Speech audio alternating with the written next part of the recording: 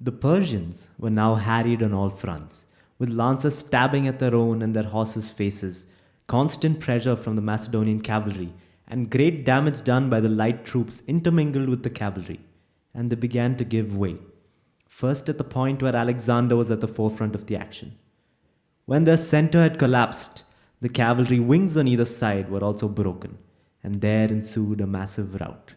About 1,000 of the Persian cavalry were killed. There was not a long pursuit, as Alexander turned aside to deal with the foreign mercenaries. The mass of them was still where they had originally been posted. There was no principled resolution on their part, but rather a stunned reaction to the unexpected. Alexander brought his phalanx against them, ordered his cavalry to attack on all sides, and surrounded as they were, took little time to massacre them. Not one escaped, except by lying unnoticed among the dead, and about 2,000 were taken prisoner.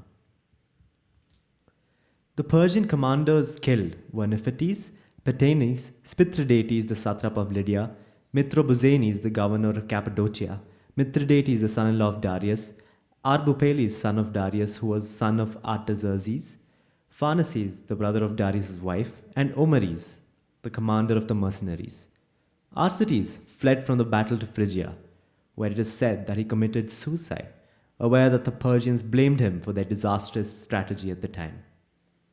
On the Macedonian side, about 25 of the companion cavalry died in the first attack. There are bronze statues of them set up in Dium. Alexander gave this commission to Lysippus, the only sculptor he chose for his own portrayal. More than 60 died from the rest of the cavalry and about 30 infantry. Alexander buried them the next day with their arms and other equipment. To their parents and children, he granted exemption from land taxes and all other forms of personal state service or property levies. He showed great care for the wounded, personally visiting every one of them, inspecting their wounds, asking how they came by them, and giving them the opportunity to brag about their exploits. He also buried the Persian commanders and the Greek mercenaries who died in enemy service. Those who had been taken prisoner, he sent in chains to hard labor in Macedonia, as they were Greeks who had fought for the barbarian against Greece and in defiance of the concordat agreed by all Greeks. He sent 300 Persian panoplies to Athens to be dedicated to Athena on the Acropolis and ordered the inscription of these words: Alexander, the son of Philip, and the Greeks, except the Spartans, dedicated these spoils from the barbarians occupying Asia. Alexander appointed Calas, satrap of the territory that had been ruled by Arsaces, and imposed on it the same taxes as had been paid to Darius. When locals came down from the hills to surrender themselves, he told them all to return to their various homes. He absolved the people of Zelea from blame, as he recognized that they had been forced to fight on the barbarian side, and he sent Parmenion to take over Decilium. He himself marched on towards Sardis. When he was about 8 miles away from the city, he was met by Mithranes, the commander of the citadel garrison, and the leading men of Sardis. They surrendered the city to him, and Mithranes surrendered the citadel and treasury. Alexander himself camped by the river Hermus, which is a little more than 2 miles from the city, and sent Amyntas, the son of Andromenes, into Sardis to take over the citadel. He kept Mithranes with him in a position of honor, and granted the Sardians and the rest of the Lydians the right to the ancient Lydian institutions and autonomous states. He made a personal visit to the citadel, where the Persian garrison had been stationed, and was impressed by the strength of the place. It was very high, sheer on all sides, and fortified with a triple wall. He had it in mind to build a temple to Olympian Zeus on the citadel and set up an altar there. But as he was surveying the citadel for the most suitable location, a sudden storm blew up, with heavy thunder and downpour of rain exactly where the Lydian royal palace stood. Alexander took this as divine confirmation of where he should build his temple to Zeus, and gave orders accordingly. He left Pausanias, one of the companions, in charge of the citadel of Sardis, Nicias in charge of the assessment and payment of tribute, and Asander, the son of Philetus, in charge of Lydia and the rest of Spithridates' satrapy, giving him as many cavalry and light troops as seemed sufficient for present purposes. He sent Calas and Alexander, the son of Aeropus, to Memnon's territory with the Peloponnesians and the majority of the allied troops apart from the Argives. These were left in Sardis to garrison the citadel. Meanwhile, when news of the cavalry battle reached them, the mercenary troops garrisoning Ephesus seized two Ephesian triremes and made their escape. With them went Amyntas, the son of Antiochus. He had left Macedonia to get away from Alexander. Not that he had in fact met any harm at his hands, but he had taken against Alexander and thought it would be an indignity to meet with any unpleasant reprisal from him. Alexander reached Ephesus after 3 days. He restored the exiles who had been banished from the city for supporting him, broke up the oligarchy, and installed a democracy. He also ordered that the taxes previously paid to the barbarians should now be contributed to the temple of Artemis. With fear of the oligarchs removed, the people of Ephesus were quick to kill those who had called in Memnon, those who had plundered the sanctuary of Artemis, and those who had pulled down the statue of Philip in the sanctuary and dug up the grave of Herophitus, the liberator of the city, in the marketplace.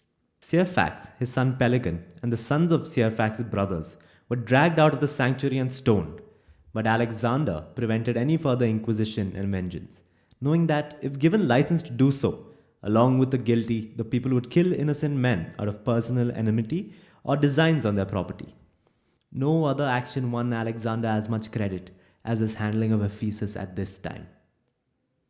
About now, envoys from Magnesia and Tralles came to Alexander, offering to hand over their cities. He sent out Parmenion for this purpose, giving him 2,500 mercenary infantry and about the same number of Macedonians, with some 200 companion cavalry. He also sent Alcimachus, the son of Agathocles, with no smaller force to the Aeolian cities, and those in Ionia still under barbarian control. His instructions were to overthrow the oligarchies and install democracies throughout, to restore their own local legislation in each city, and to remit the tribute they had been paying to the barbarians. He himself remained in Ephesus, where he made sacrifice to Artemis and held a pageant with his whole army parading in full armor and battle order. On the next day, he took the rest of the infantry, the archers, the Agrianians, the Thracian cavalry, the royal squadron of the companions, and 3 further squadrons, and set out for Miletus. What they call the outer city had been abandoned by its garrison, and Alexander took it on first assault. He camped there with the intention of walling off the inner city. Earlier, Hegesistratus, the king's appointee as commander of the Milesian garrison, had sent a letter to Alexander surrendering the city. But with the Persian forces not far away, he had now changed his mind and was ambitious to save Miletus for the Persians. But Nicanor brought up the Greek fleet and sailed in it with 3 days before the Persians could reach Miletus. He anchored with 160 ships at the island of Lade, which lies off Miletus. The Persian ships arrived too late, and when their admirals discovered that Nicanor had already put in with his fleet at Lade, they anchored under Mount Mycale. Alexander had won prior control of Lade, not only by anchoring his fleet there, but also by transporting the Thracians and about 4,000 of the other mercenaries to the island. The barbarian ships numbered about 400. Even so, Parmenion urged a sea battle on Alexander. He advanced various reasons for encouraging hope of a Greek naval victory, relying particularly on a divine sign, as an eagle had been seen perching on the beach astern of Alexander's ship. A victory, he argued, would be a tremendous boost to the whole campaign, whereas a defeat would not constitute a serious setback. The Persians would simply retain their present domination of the sea. He said that he would gladly join the fleet himself and run the risk with them. Alexander declared that Parmenion's analysis was faulty and his interpretation of the omen wide of the mark. It made no sense to engage a much larger force with a small number of ships, or to set their own unpracticed fleet against the trained Cypriot and Phoenician navies. He was not prepared to expose Macedonian expertise, and daring to the barbarians on an element where there could be no guarantee of success. If they were defeated in the engagement, it would do serious damage to their initial reputation in the war, not least because news of a naval defeat would encourage revolt in Greece. These were the practical arguments he had used to demonstrate that this was not the time to offer battle at sea. As for the omen, his own interpretation was different.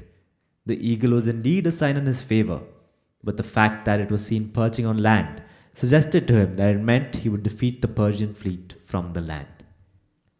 Meanwhile, Glaucopus, one of the leading men in Miletus, was sent to Alexander by the people and the foreign mercenaries who had effective control of the city, offering equal access to their walls and harbors for both Alexander and the Persians, and requesting that on those terms the siege should be lifted. Alexander told Glaucopus to get back inside the city without delay and warned the Milesians to be ready for battle the following morning. He personally supervised the application of siege engines to the walls, and after quickly demolishing a section of wall and weakening a longer stretch, he brought up his army ready to go over where the wall had been broken down or shaken loose. All this was shadowed by the Persians from Mycale, who could be little more than spectators of the siege of their friends and allies. By now, Nicanor and his fleet at Lade, seeing that Alexander's assault had begun, had rowed along the coast into the harbour of Miletus and anchored their triremes packed close together with prows facing outwards at the narrowest part of the harbour entrance, thus blocking the harbour to the Persian fleet and denying Persian aid to the Milesians. The Milesians and the mercenaries were now threatened by the Macedonians on all sides. Some of them threw themselves into the sea and paddled on their upturned shields to an unnamed islet facing the city. Others boarded small boats and desperately tried to outrun the Macedonian triremes, but were caught by the triremes at the harbour mouth. Most of them were killed in the city itself. With the city now in his power, Alexander sailed in person against those who had escaped to the island. He had ordered ladders to be carried in the bows of the triremes, so that the sheer cliffs of the island could be scaled like a wall from the ships. When he saw that the men on the island were prepared to fight to the death, he was moved to pity for these evidently courageous and loyal soldiers and offered them terms on condition that they now served in his army. They were Greek mercenaries, about 300 in number. The Milesians themselves, those not killed in the capture of the city, were released and allowed their freedom.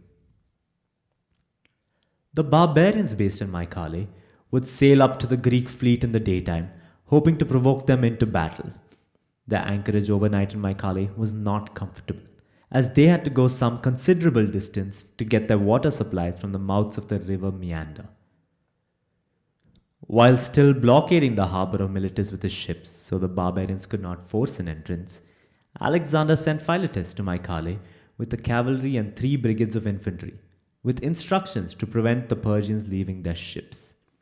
Thus, denied water and other necessities, the Persians were effectively under siege in their ships, and they sailed off to Samos. After provisioning there, they sailed back to Miletus. They arranged the bulk of their fleet out at sea in front of the harbour, in the hope of provoking the Macedonians to come out into open water. But 5 of their ships sailed into the harbour between Lade and the Macedonian camp, hoping to catch Alexander's ship unmanned, as they had discovered that most of the crews were away from their ships, out and about on details to collect firewood, provisions, or fodder. A number of sailors were absent, but Alexander had crewed 10 ships from the available hands as soon as he saw the 5 Persian ships approaching, and sent them out at speed to intercept with orders to ram head on. When the crews of the 5 Persian ships saw the Macedonians putting out against them, they turned back while still at some distance and made for the main fleet. One of their ships was captured, crew and all, in the retreat, but the other 4 were quick enough to reach the safety of their own triremes. So the Persians then sailed away from Miletus with nothing achieved.